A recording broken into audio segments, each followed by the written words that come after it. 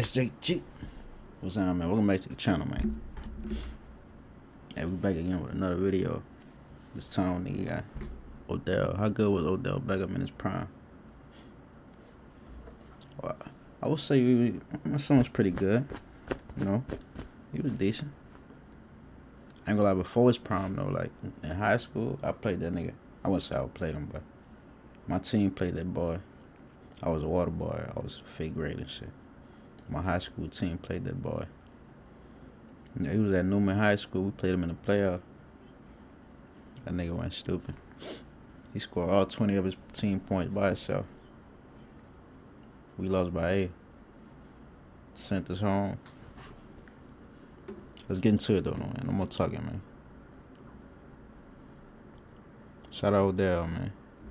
Beckham Jr. defined the word superstar in the NFL. His highlight reel plays and magnetic personality. He was at Newman. I was at Port Barry. I think the highlights on here too. Look that bitch up if y'all can. He skyrocketed him to becoming one of the most famous players in NFL history. In his prime, he wasn't just on track to be one of the greatest wide receivers ever. He changed the way the position was played. But to really understand Beckham's legacy, we have to go back to the Bayou. Because before he ever made it to the NFL, Beckham was already a Louisiana shit for real. Real Louisiana nigga.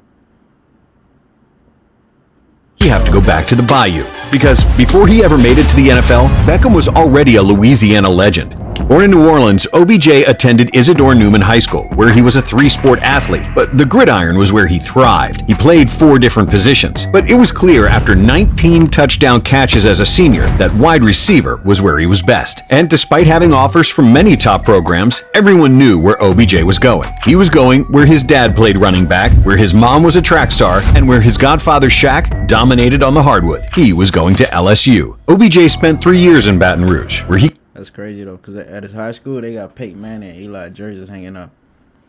So walking in as a visiting team, you see that shit. You like, damn, this is what we gotta play? You already fucked up.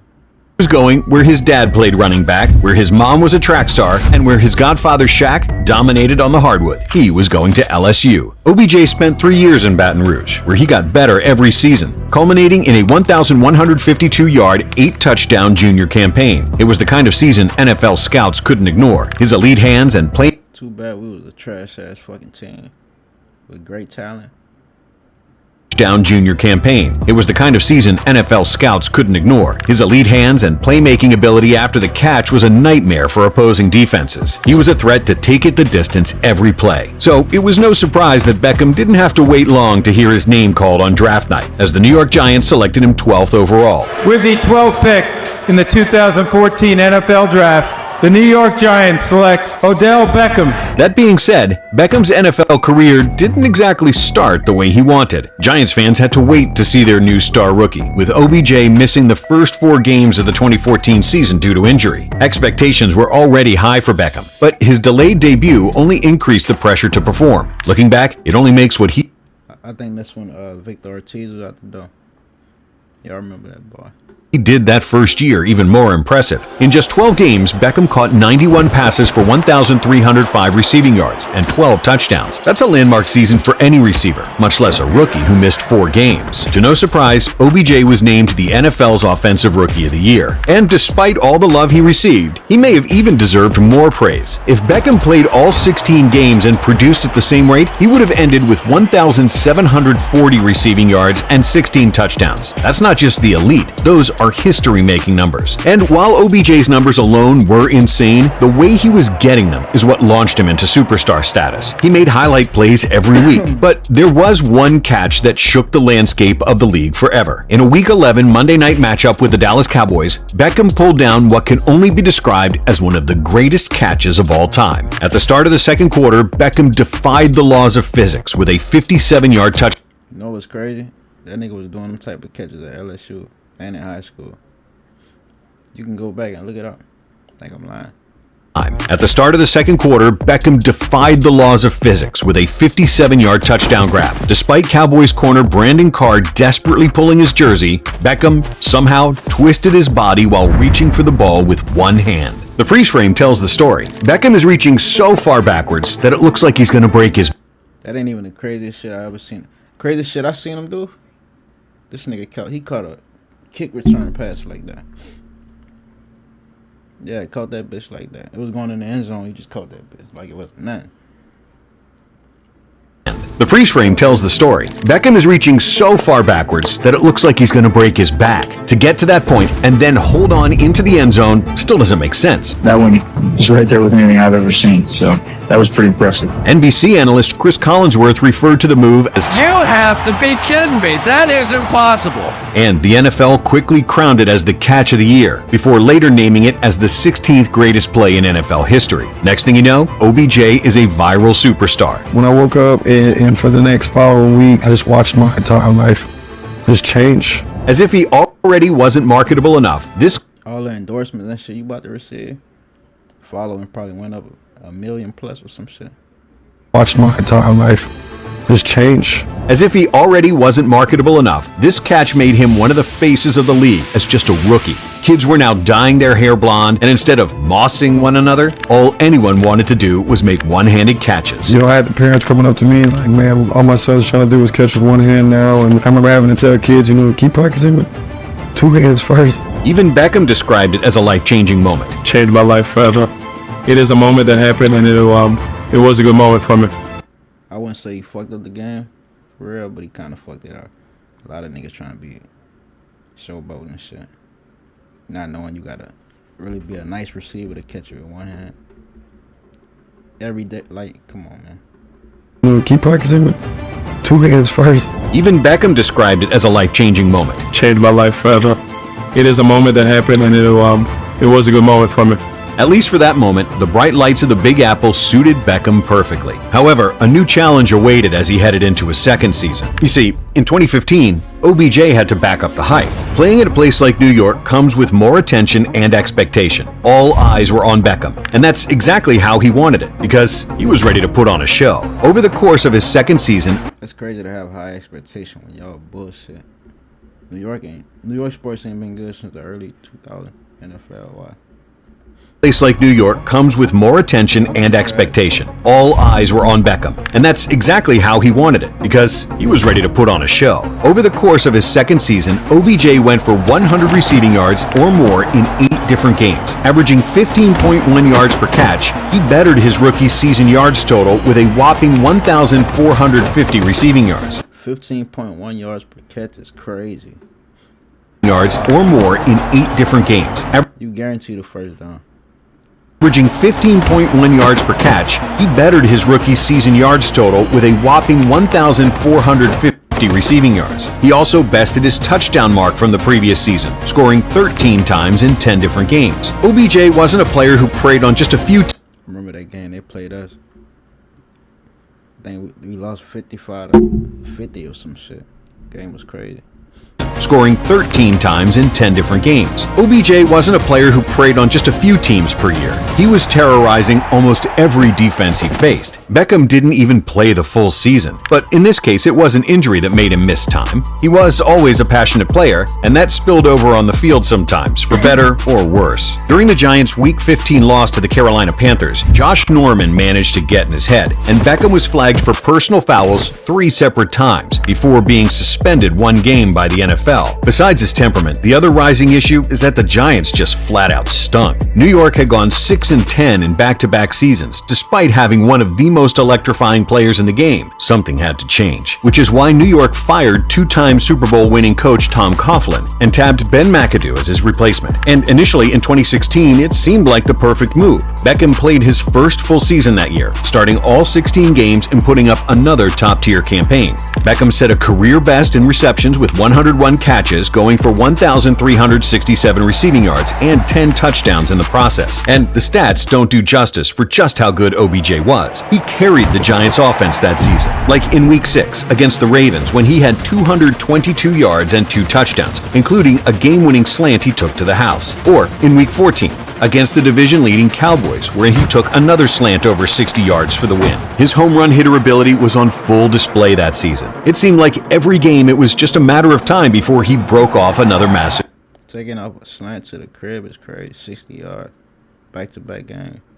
play. And even better, the Giants were winning. New York went 11-5, reaching the playoffs for the first time since 2011. This is what NFL fans everywhere were waiting for. Odell Beckham Jr. in the playoffs. Under the brightest lights is when he always played his best, so what better place to shine than the postseason? But leading up to their wild-card matchup with the Packers, Beckham and the Giants were in the news for a completely different reason. OBJ and the rest of the Giants receiving corps flew down to Miami for New Year's Eve a week prior to their postseason game. And while there, they went on a boat trip, which produced an infamous photo. NFL fans and media hounded the Giants, primarily Beckham, since he... Hey, to let you know the NFL scripted though. Like, why the fuck would we be practicing the shit we know we gonna lose? It ain't in the cards for us to win. You know what He was the face of the team, saying they weren't focused and they shouldn't be partying the week of a playoff game, which created a huge distraction for the team. Beating the Packers in the NFC wildcard round was the only way to fix the problem, but that didn't happen. Beckham's first ever playoff game was a complete dud. OBJ dropped several passes despite being targeted 11 times. By the final whistle, Green Bay won 38-13, and New York's star receiver had just buzz they fucking ass. 4 catches for 28 yards. Naturally, the roasting only intensified. Even Joe Buck spoke on the issue during the broadcast. Fair or not, when you do that, you're going to put a spotlight and a target right on your back and say, look at me. Now, when the team needs you, he's got to step up. Beckham was a wreck. While he's best known for his confidence on the field, the loss clearly got to him as he was seen crying after the game. Joe Buck, the lamest nigga in the world, I ain't gonna lie. Pack him up. It's unfortunate. That's just the way this world is, and there's just no way you could connect something that happened 7 days ago to this game. Years later, OBJ would call the photo and embarrassing performance the biggest regret of his career. And my biggest regret about all that is that that incident allowed that to happen. Not that I went and had a good time on New Year's, is that I put myself in a situation where this story could be used to create a distraction from what's really going on. Beckham had reached a new low in his career, and unfortunately for him, the rest of the year would only pile on the misery. OBJ needed to rebound from the embarrassment of the Packers' loss. His name generated clicks, so seemingly every fan and media member had something to say about him. Not to mention, he was entering a contract year. Millions of dollars and the respect of the NFL was on the line. Beckham started the season injured, disrupting his campaign right away. After missing Week 1, OBJ seemed to be back at his best in Week 3, after racking up 79 yards and 2 touchdowns against the Eagles. But after another 97 yards and a score against the Chargers in Week 5, disaster hit. Beckham went down in obvious pain, reaching for his left ankle. After an update from the Giants' team doctors, it turned out he had suffered an ankle fracture. Beckham's season was over. In what may have been the most important season of his career, he was only able to make 4 appearances. Beckham spent the offseason recovering, but rather than let him play on the 5th-year option of his contract, the Giants decided it was best to pay him. New York handed him a 5-year, $95 million contract, which at the time was the biggest wide receiver contract. Damn. Nigga ain't play a season, still got the bread. Good Lord. Appreciate it. 5-year, $95 million contract, which at the time was the biggest wide receiver contract in the history of the league. Beckham had received his big contract, but now he had even more to prove. After the disaster that was the past year, OBJ was entering 2018 with even more pressure than ever. And for the majority of the year, he was as impressive as ever. Through the first 12 games, Beckham had caught 77 passes for 1,052 yards and 6 touchdowns. But once again, injury issues continued to get in his way. In Week 13, he suffered a quad injury and initially played through it. That ended up being a critical mistake, as he then had to miss the final 4 games of the year. It was clear that Beckham was still a dominant player in his prime, but the frequent injuries were taking away his best years and creating issues within the Giants organization. So, when the opportunity arrived, New York made one of the most head-scratching moves of the decade. On March 13th, 2019, the Giants shocked the NFL world by trading OBJ to the Cleveland Browns. Still, there was a widespread disbelief that the Giants would ultimately do it. So you taking on all his contract bread and you trade him away. On March 13th, 2019, the Giants shocked the NFL world by trading OBJ to the Cleveland Browns. Still, there was a widespread disbelief that the Giants would ultimately do it. It was definitely a shock.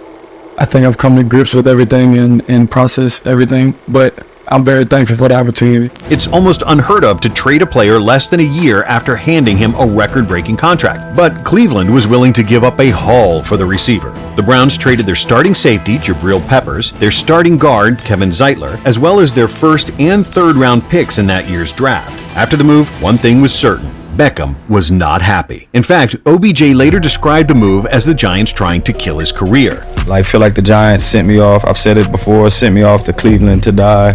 You know, I could have went to the 49ers. I could have went to the Patriots. I could have went to teams that had, a chance to be great, and that's not what their desire was. But in Cleveland, Beckham had new motivation: make the Giants regret that trade. After 7 catches and 71 yards in Week 1, OBJ exploded in Week 2 with 6 catches for 161 yards and a TD. If Browns fans needed proof that Beckham could break a game wide open, the 23-3 win over the Jets provided plenty of evidence. While the Browns were the definition of mediocre, Beckham ended the year with 74 catches for 1,035 yards and 4 touchdowns. While not his best year by any metric, OBJ had crossed the 1,000-yard mark for the 5th time in 6 seasons. Cleveland may not have been his ideal landing spot, but year 1 was encouraging. He had new momentum going into 2020 and was still in his athletic prime. Through 4 games of that season, Beckham was balling. He had totaled 236 yards and scored 3 touchdowns, but it was too good to last. In the first quarter of the Browns' Week 7 clash with the Bengals, Beckham went down with an injury once again. Cleveland later announced that OBJ had suffered an ACL tear and would miss the remainder of the season. Beckham had come back. Hey, when you so productive and shit, you gonna have to get injured, bro. It's the name of the game. Putting in the work for too long. From injuries before, but ACL tears can forever damage a player's mobility. There was no certainty that Beckham would be the same player coming out the other side of physical rehab. And while his injury was a major problem, the bigger issue was the deteriorating relationship between Beckham and the Browns. Beckham did recover and was able to hit the field by Week 3 of the 2021 season, but the tension was clear. It got so bad that Beckham's father publicly criticized Cleveland and starting QB Baker Mayfield for how they were utilizing his son's talents. And after a massive uproar by Browns fans on social media, the Browns told Beckham to stay away from practice for a couple of days. Shortly after, Cleveland released Beckham. There was no chance of a trade due to the trade deadline having already passed, so the only way to end the relationship was to cut him. For the first time in his career, OBJ was a free agent. That's Stay away for a couple of days. It's crazy. where the Los Angeles Rams come in. The Rams had built a Super Bowl caliber roster, but needed another weapon for QB Matt Stafford. Like a mercenary, OBJ was signed to an incentive-heavy contract with the goal of winning a championship. In 7 regular season appearances, Beckham caught 27 passes for 305 yards and 5 touchdowns. He wasn't producing at his previously elite rate, but he was scoring, and the Rams were winning. After Los Angeles finished with a 12-5 record, Beckham was back in the playoffs for just the 2nd time in his career. This time, he made it count. Over the Rams' 4 playoff games, Beckham was a huge factor, with 21 catches for 288 yards and 2 touchdowns. Los Angeles made a run through the NFC, eventually setting up a Super Bowl 56 I ain't gonna lie, he was going crazy through the playoffs and the championship game before he got injured. clash with the Bengals. Beckham opened the scoring with a 17-yard touchdown and was creating all kinds of problems for the Bengals defense. In the He would have been Super Bowl MVP for real. He ain't got injured. biggest game of his career, he was showing out. But once again, his body let him down. Beckham suffered another ACL tear in the 2nd quarter of the game. He was on pace to win the Super Bowl MVP. It was as brutal as injury timing gets. Fortunately for OBJ, the Rams held on for a 23-20 win. He was a Super Bowl champ, but the cost of a ring was his own body. Following the Super Bowl win, Beckham took a year off to recover, then joined the Ravens for the 2023 season. While he was still a valuable contributor, it was clear that he was far removed from his days as an elite receiver. But we'll never forget the one-handed snags, the slants taken for touchdowns, and the many touchdown dances that inspired a generation. For more of the best NFL content on YouTube, stick with Blitz, and check out some of our other videos. Hey, shout out ODELL, man. I ain't gonna lie, he can still play in the league right now. For real. If you like, comment, subscribe, though, man. I'm out of here. Gone.